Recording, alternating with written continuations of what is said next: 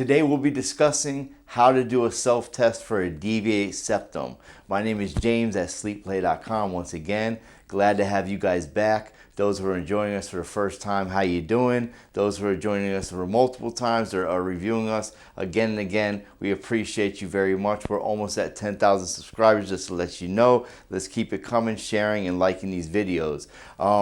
Let's go ahead and speak about this. What is a deviated septum? Matter of fact, what is a septum? Okay, a septum is the middle wall between the nasal cavity that forms two separate nasal passages, okay? The nasal septum is made up of cartilage and bone. The deviation comes from, or the deviated septum is basically when the septum is pulled away from its natural position in the middle, okay? Now what happens when a septum is deviated is the nasal passages on one side or the other makes it hard to breathe. Now, in most cases, it's not physically or visibly able to see a deviation of the septum unless you have like a very severe car accident or forceful blow that is physically alters the shape of the nose, okay? As such, my nose was actually fractured in a car accident, therefore my right side is deviated, and if you can see, it's a little crooked up top here. I say it all the time. But you know, other than that, as I say, car accident, a facial blow, a strong blow to the face, you know, i.e. getting punched in the face, these are all examples of reasons you may have a deviation to the septum, okay? So if you do go to an ENT doctor or otolaryngologist, what they'll do is they'll use a speculum to open or widen the nasal passage. The next thing they'll do is use a bright light and they'll check for anything abnormal with the tissue. Okay, this is how you diagnose a deviated septum. Test number one. This is a visual test. Before you do this test, you want to blow your nose, clearing it of any mucus so you don't get confusion about what you're seeing, okay?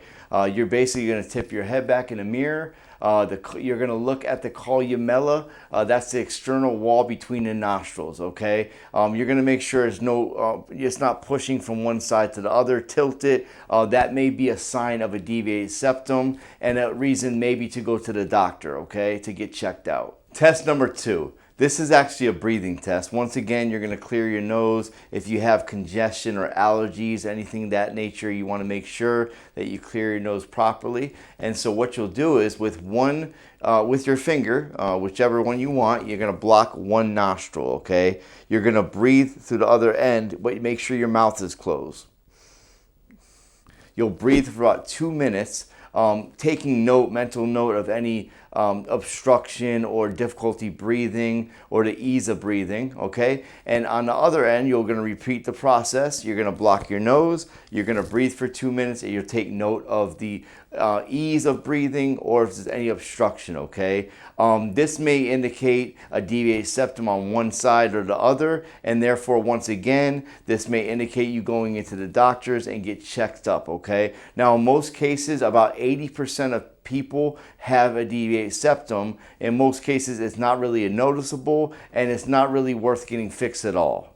So sleep apnea and deviated septums go hand in hand in a lot of cases that are severe, okay? And so with the CPAP machines and other units, it will help to get the air you need to breathe with the septum being deviated still, okay? Sleep apnea and deviated septums share some common similarities such as heavy snoring. Also, deviated septums share the similarities with common colds, viruses, and allergies, and this may lead in some cases to misdiagnosis. In most cases, left untreated, it can cause obstructive sleep apnea. Obviously, obstructive sleep apnea using a CPAP with a deviated septum, you won't get the optimal therapy. Therefore, if you do want to treat your sleep apnea or try to, there are medical procedures such as septoplasty and balloon septoplasty where they put the balloon in your nose and it pushes the septum back into alignment in the middle of your nose, okay? If you do want to find out more or read more about deviated septums and much more, please click the link below. And as always, this is James with Sleep Play, and we'll see you next week.